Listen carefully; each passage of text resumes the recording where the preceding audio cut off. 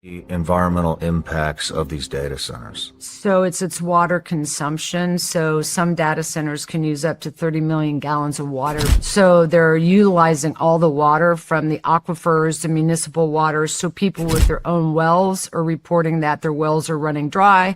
They're having to dig deeper because of these mass amounts of water that these data centers require to stay cool. They have to be cool. And so we're losing our water resources. And it's interesting. Oh, I almost brought this. We're losing. Where are they putting these? I mean, So they're, I saw the map. I was like, oh, I wonder where I'm going to move to in 10 years because yeah, there's very, very few. and it doesn't spaces. look like there's nowhere to move to. Well, so The whole country's covered. correct. And the whole country's almost in a drought restriction. Well, I mean, And so you're going to consume more of our water resources to keep these data centers cool when there's other options. Other countries are looking at other options than just building them in our backyards. And they're literally in people's backyards. They're massive. These things are the size of 20 super Walmarts or more. And you're having to destroy all the trees. They need to be near water. They're looking to be on top of aquifers. They need cooler climates, but you're putting them in hot climates. You're putting them in drought restricted states, which is most of the country at this point, expecting a good outcome. And we're just not going to have it. That's our water sources, and AI has to have water to keep it cool. I mean, I don't understand how that. I mean, are they putting them in Florida? Then Florida. I mean, I don't know about. Starting I to don't put know them in about out west, but Florida. Florida. I mean, you can't run your sprinkler. I They're mean, gonna you build can't even data water centers your in Florida. grass. Yeah. You know, they're literally worried. So many people are moving to Florida. They don't even know how the hell they're going to flush the toilets soon. We're talking millions and millions and millions and trillions of gallons of water. What size of city uses $30 billion or 30 million gallons of water? That's because these data centers are so massive. It's like I'm asking, what would the equivalent be?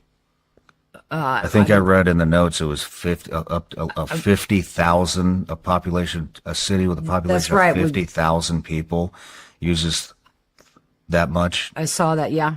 I mean, you're talking that these data centers are going to use more water than the world would consume. It's ridiculous. Now, can you reuse the water?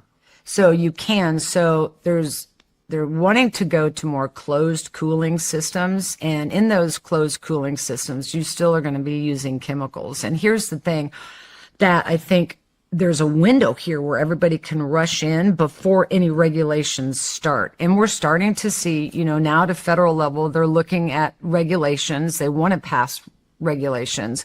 But right now it's a free for all out there. And so these chemicals, there's no regulations about every 2 years when you have to clean out a cooling closed system, where you're going to throw all of those chemicals. This is where, for systems that are already up and running, I'm getting whistleblowers on the inside saying that they're taking all that waste and they're just running it down into the sewers. There's no oversight, and they're now starting to get tests where this is very contaminated water. So it's going to be a little real shit show here soon. Like the city water is contaminated? So, and a lot of city water is contaminated, and they're using the city water to cool it. Again, it's just going to regurgitate all that PFAS or what other contaminants are in that water back into the environment. It reminds me of, like, my dad's a mechanical engineer, so he built and ran pipelines for Texaco. All through parts of Texas, Oklahoma, up into Kansas. And he used to always tell me, remember this, Aaron, the solution to pollution is not dilution. And I often wonder if that's what they think, taking polluted water and running it through a system and diluting it or dumping it into a river and it flows downstream that will have a natural dilution would resolve the issue. And it's not. And so even if with the closed cooling system, that water that's recycling in there, eventually they have to clean those systems. They have to release that water. And are there any regulations to look at what chemicals are or aren't in that water before we release it into the environment and down into the drains and just create another pollution issue. We're doing the same thing over and over again, expecting a different result. I have watched this since I began my work in Hinckley, California.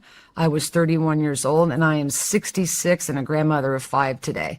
And we are doing the exact same thing over and over again, just expecting a different result.